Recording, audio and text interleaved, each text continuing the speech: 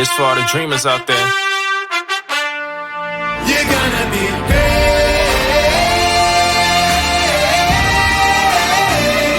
You're gonna be great.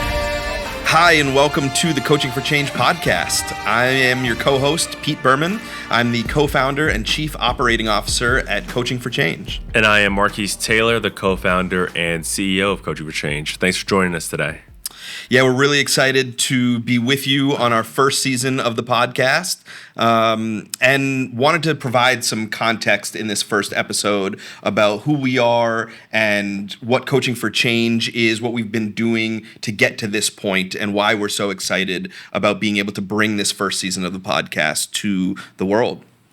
Yeah, so Coaching for Change is a nonprofit organization that's focused on recruiting, training, and placing college students in schools to serve as academic tutors, behavior specialists, or family engagement coordinators.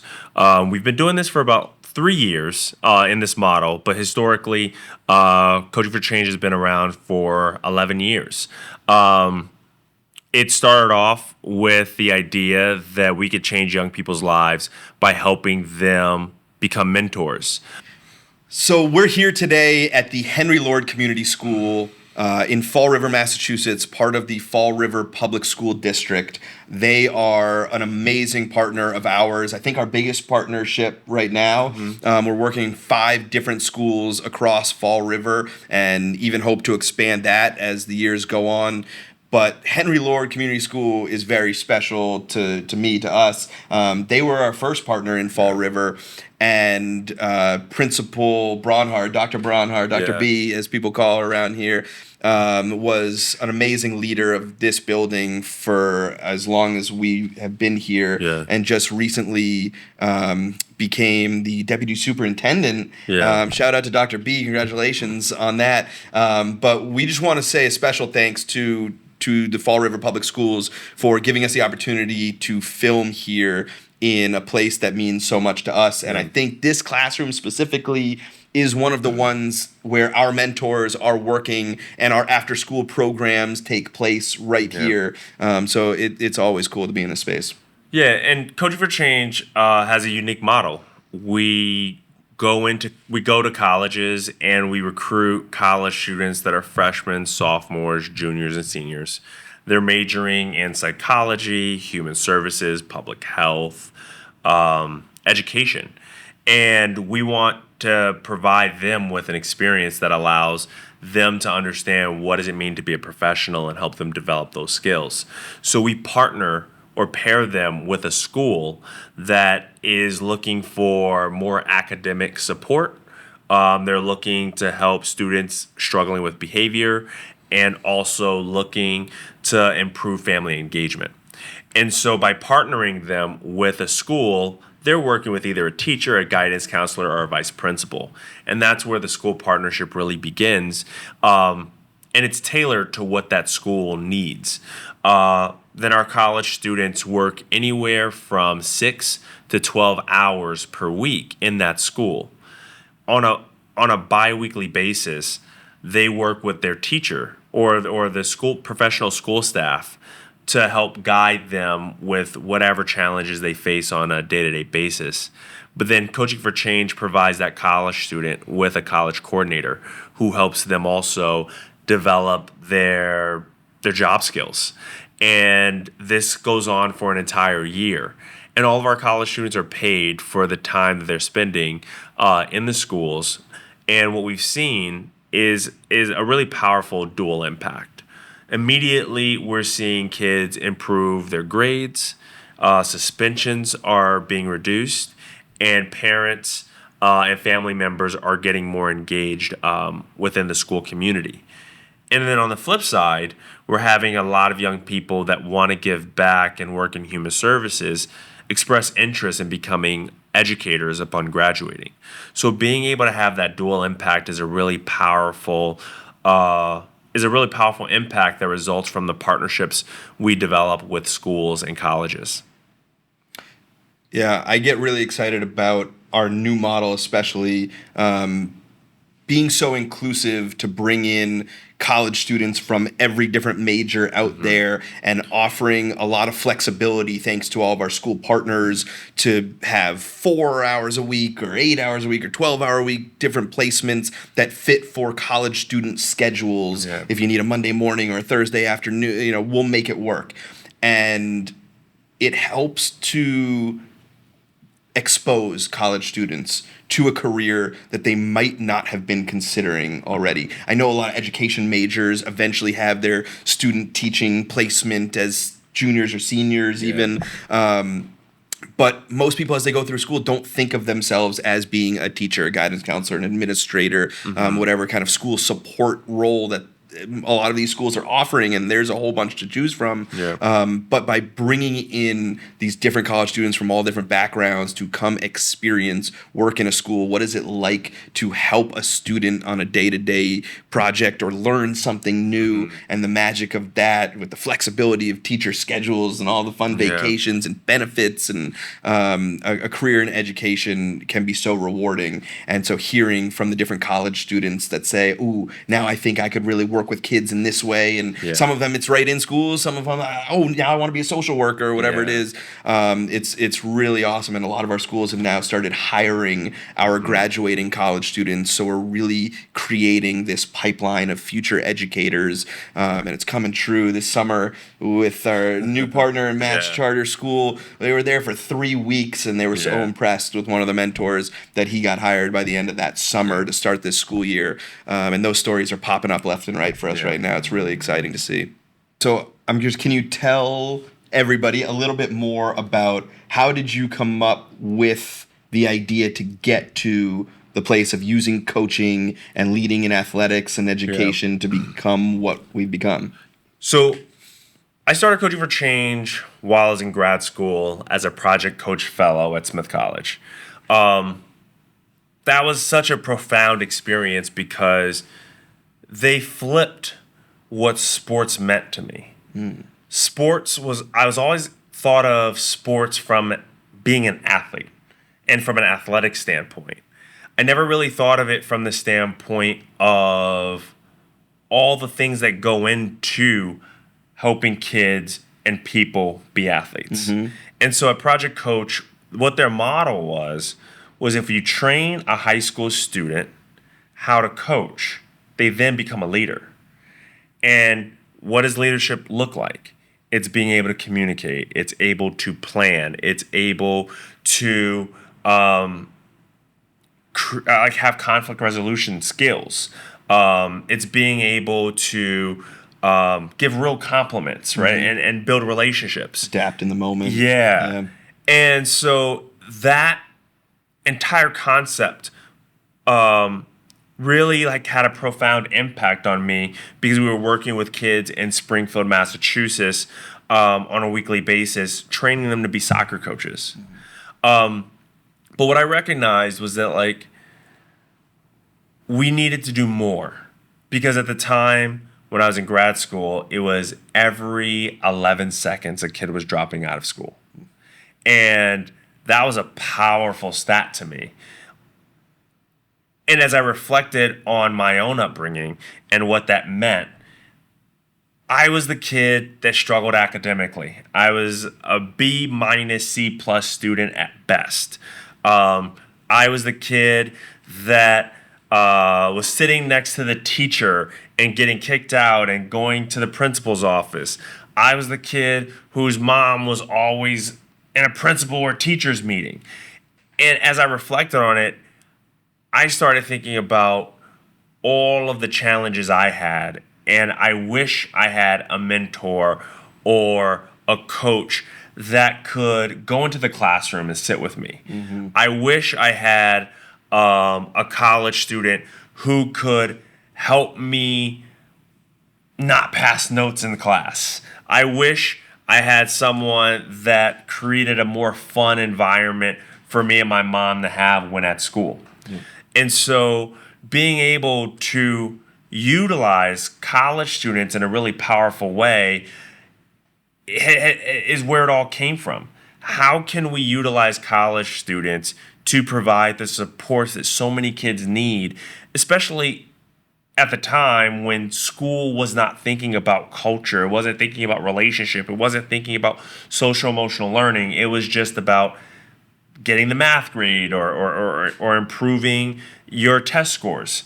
And so, and what it's become more and more popular over the years, but raising your or you're recognizing that like you can't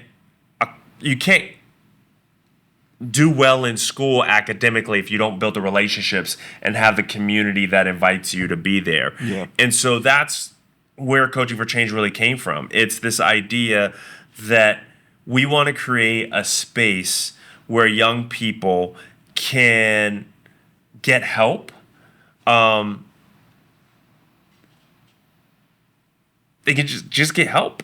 and engage. Yeah. And feel comfortable and safe to engage in ways that they may not otherwise if there wasn't that extra layer of support during their educational journey and experience. Yep. Yeah, I think exactly. that's huge. Yeah. Like you're saying, that extra help in the classroom, a teacher's dealing with 20 to 30, in some schools even more students all at once. And while there's so many amazing teachers out there who can like teach a math problem to make anybody in the world understand it, that doesn't mean that a student necessarily feels that they are heard or invited to engage in a way that they need it personalized and individualized. And by putting mentors in the schools directly with the kids that might need a little extra jump or motivation or redirection, it allows for everybody to just feel better about that experience. Yeah, and I think that one of the key things that I also learned to recognize was that like not every kid has the same experience. Yeah. Not everyone has the same home life. Not everyone has the same family dynamics. Mm-hmm. Not everyone has the same learning style. Right. And so being able to mix and match what every kid needs, it's really hard for schools to do. Mm-hmm. And so schools need that support, especially as we're looking at it from the standpoint of there being a staffing shortage, or teachers being disgruntled, or talking about unions, right? Like there are all these things that happen that prevent young people from succeeding, and it's structural, right? And yes, kids have ownership of some of it, or a lot of it, but like how do we begin creating spaces that allow young people to thrive in a really meaningful way? No, it's well said. I totally agree, and that's part of what gets me excited about the work we're doing too. I'm going to take them back a little bit because I know you were talking about getting Coaching for Change off the ground with the idea originally coming from grad school.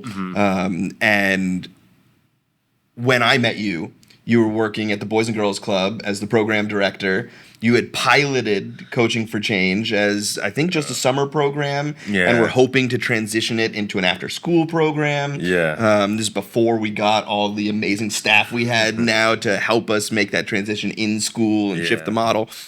And I always get a kick out of telling the story of how we ended up connecting, because the name Coaching for Change was already there. This idea of tiered and near peer mentoring was already in place, and there were some amazing kids that I remember meeting right off the bat in your program that just loved you. They loved working with the college kids, and they felt so passionate about being leaders in the community. That was the first thing that you notice instantly when you show up at a Coaching for Change site. It's like the kids that are leading, so they're not really kids, like young adults that are leading, get so into it and take so much pride in the work that they're doing. It's like hard not to fall in love. But so how I met Marquis was that my parents had gone to a wedding, and my dad met the uncle of the groom, who was the head of IT or technical support and stuff at the Boys and Girls Club where Marquis worked. And So when my dad told him Pete's about to go back to school to get his degree in teaching, at the time I was coaching high school basketball in the afternoons, and I was just searching for work. I had just gotten back from Chicago, where I tried to start my own business and with a different buddy out there, and it was a nice little 9-month run. Didn't work out, no big deal. Learned a lot, but I came back and I realized that I want to work with kids. It was the first job that I ever had in high school. I worked at the Sudbury Extended Day program with kindergarten kids and moved my way up through the different elementary school grades. I was also coaching youth basketball from the age of 14. I did it all 4 years of high school.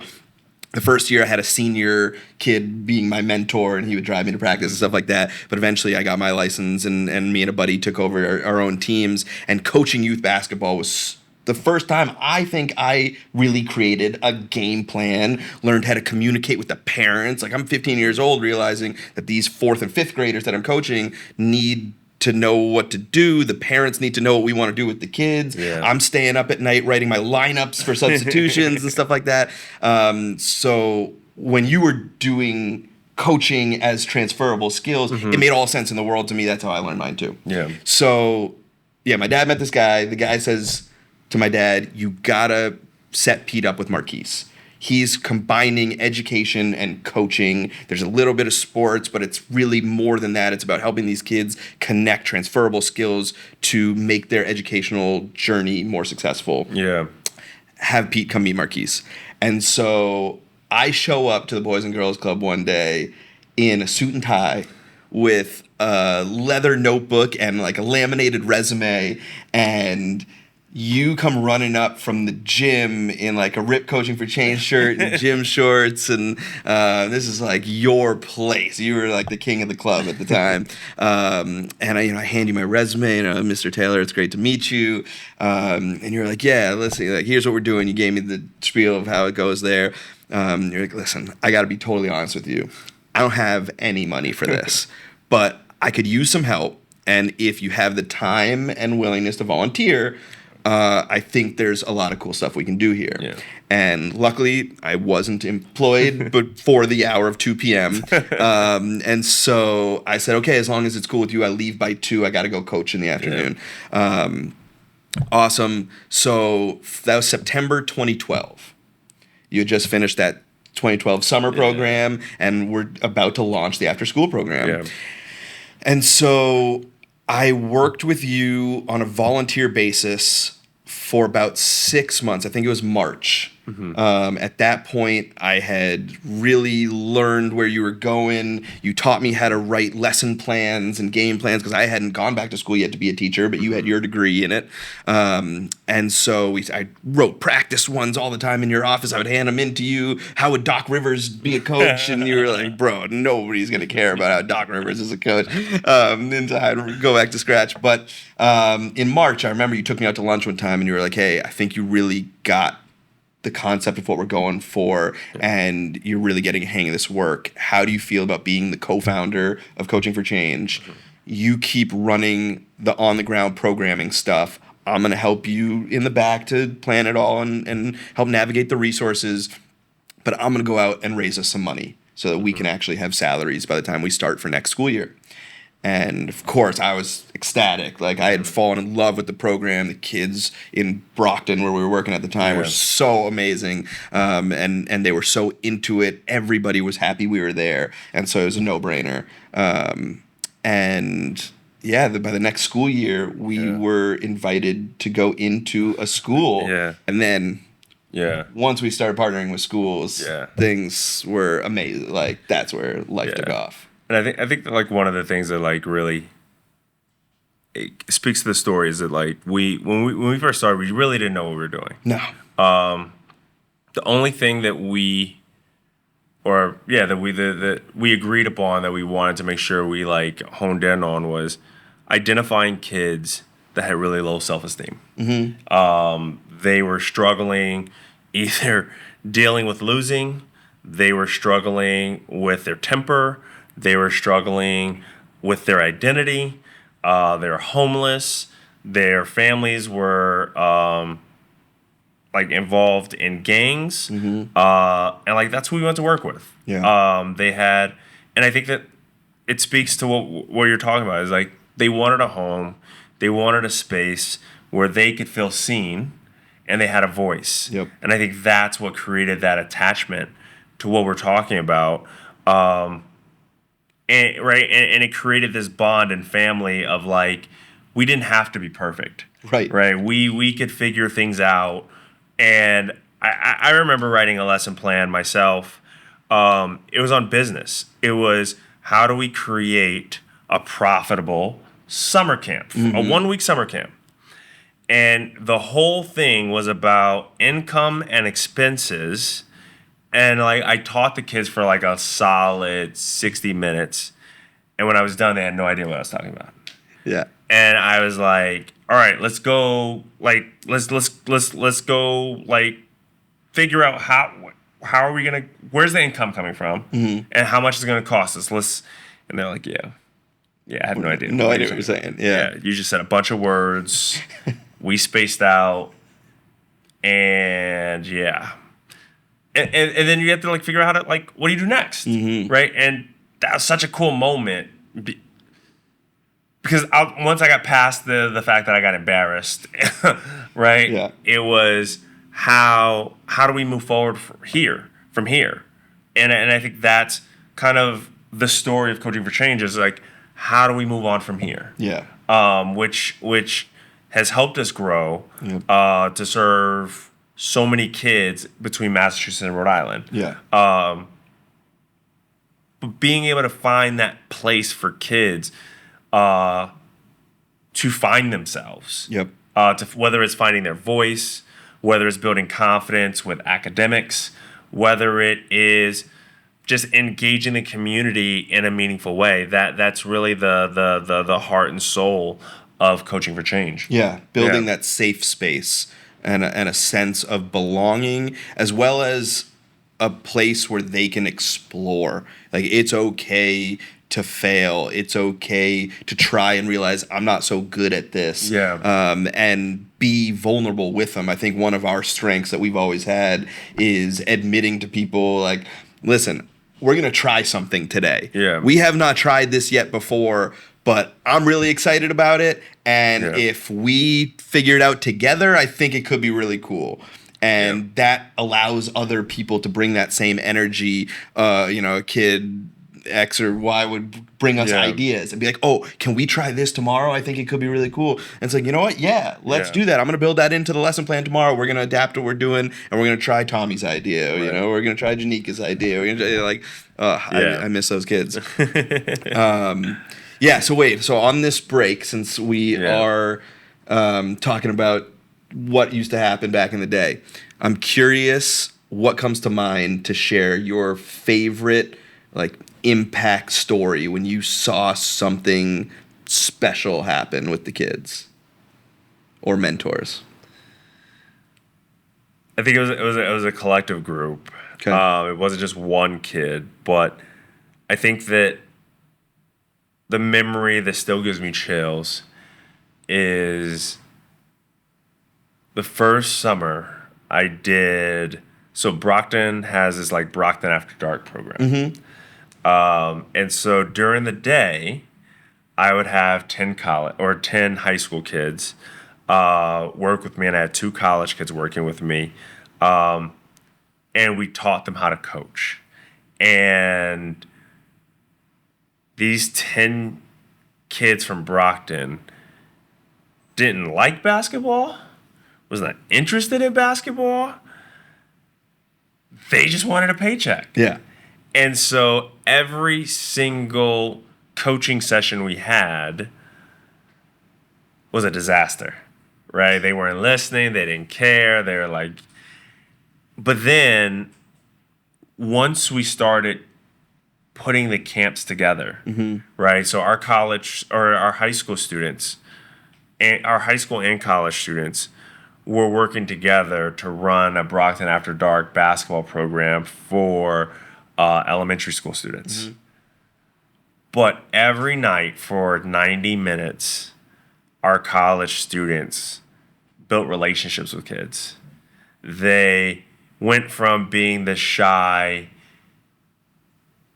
introvert to this really excited, proud person that was giving kids high five, running up and down the court, giving kids high five, like being cheerleaders, helping kids like dribble and shoot, and just seeing kids morph from the timid, shy kids that wouldn't speak up or even make eye contact to then being leaders in the community.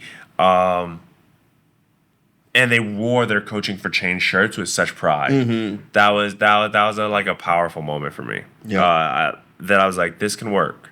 This concept. There's some there with this concept. Yeah. No, I like that, and that's super early. That's an OG story. I like that. For me, what comes to mind is when we had started partnering with schools in Brockton. We were working at Davis. The Davis Elementary School, I think it was. They might have had both middle school and elementary school.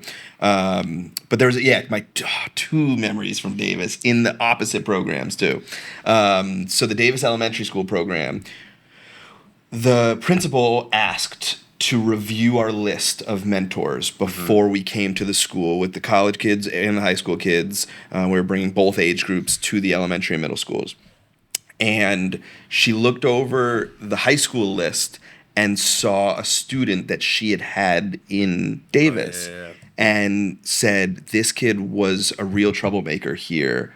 I don't know that this makes sense for him to come back and be a mentor. That doesn't really seem like he's role model material. And we went into her office and we had a conversation with her. I think you were there with me. Yeah. And they said, do me a favor. Trust me on this one. We're going to have an adult here. Yeah. We got his back. We're putting him through training a couple days a week he has a mentor of his own. And I have a feeling that this is going to work out. And it's kind of exactly what everybody might need in this situation. And she said, okay.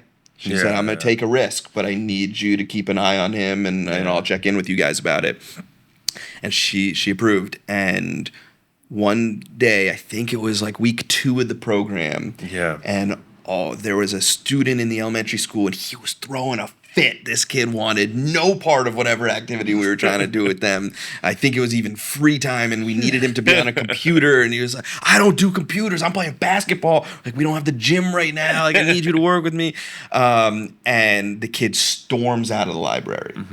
Didn't ask permission, just storms out of the library. And Billy, I won't use last name, Billy turns to us and goes, I got this.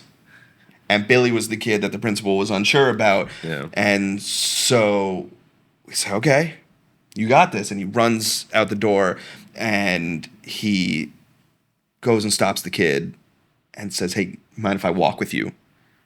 And he goes, fine, but I'm not going back in there. And Billy and the kid start walking around the school. And the kid's actually like just walking with him and talking to him. And we have no idea what they're saying at this point. And they're just taking this stroll together. And it's just so calm that there's no reason to butt in and figure out what's happening. Yeah. And 5 minutes later, they make their full lap around the building. They come in and the kid says, all right, I'm just going to color over here or whatever. Awesome. I run up to Billy. I pull him and say, Billy, what on earth did you just do? He goes, I just made sure he knew that he's me. Like, we're the same person. I never wanted to do this stuff when I was his age, and we just asked him to do the stuff he hates. Yeah. And so I just said, like, dude, I get you. Let me just help you figure out what you do want to do. I'm allowed to get you that kind of permission. Let's just figure this out. Yeah. It's you and me. We're in this together. Yeah. And just like that, Billy saw himself as a leader. The kid saw that he had an ally. Yeah. And that he had somebody that he could turn to when nothing else felt like it was right or his style or whatever. I just thought that moment was so powerful. It's just like, we're doing something here. Yeah. And Billy ended up graduating high school on time. I think he might have even been the first person in his family to graduate high school. He did not think he was doing it. Lived in one of the most dangerous areas of Brockton, and everybody was ecstatic for him. He's a working professional right now in carpentry. It's just awesome to see how his life's turning out. Man, and I think this is what we're trying to do with this podcast, right? Is share these kinds of stories. But firsthand from the participants that are actually working in the schools that we're working in. What we've heard over the last couple of years is that there's a massive need to hear the stories of young people of how they've overcome challenges and how they've dealt with just challenging situations and hard situations of being middle school students. So being able to feature our college kids, to share how they've gotten through things, and share with the Coaching for Change community what Coaching for Change looks like from a personal standpoint with our kids, and hearing directly from them. Yeah, I'm really excited about this season. We have an amazing lineup of guests coming in.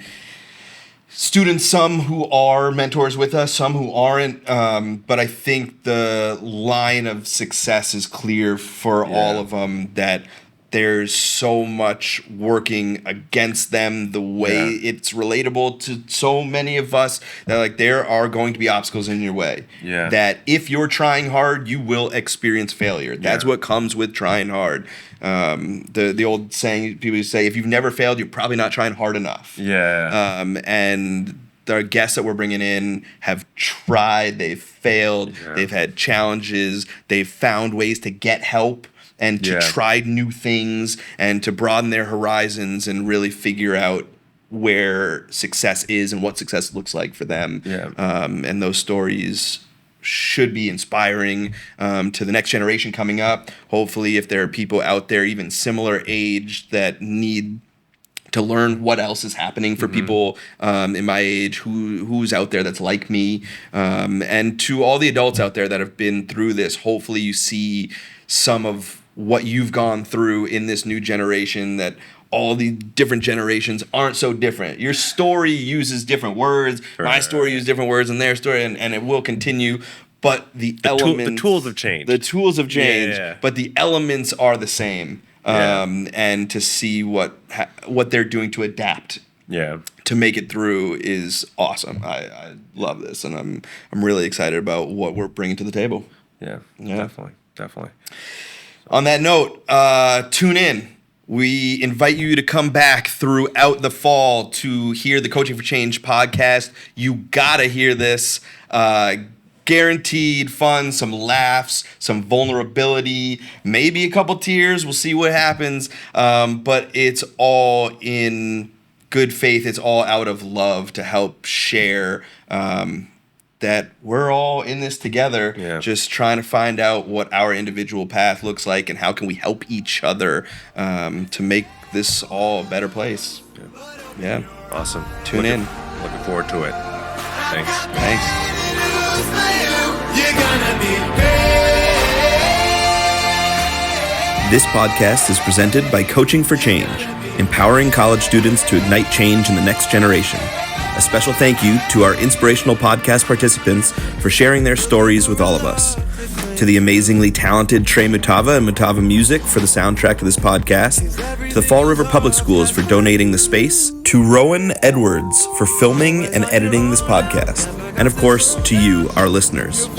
To get involved with Coaching for Change or make a donation to the nonprofit, please visit www.c4cinc.org or find us on social media at Coaching4Change.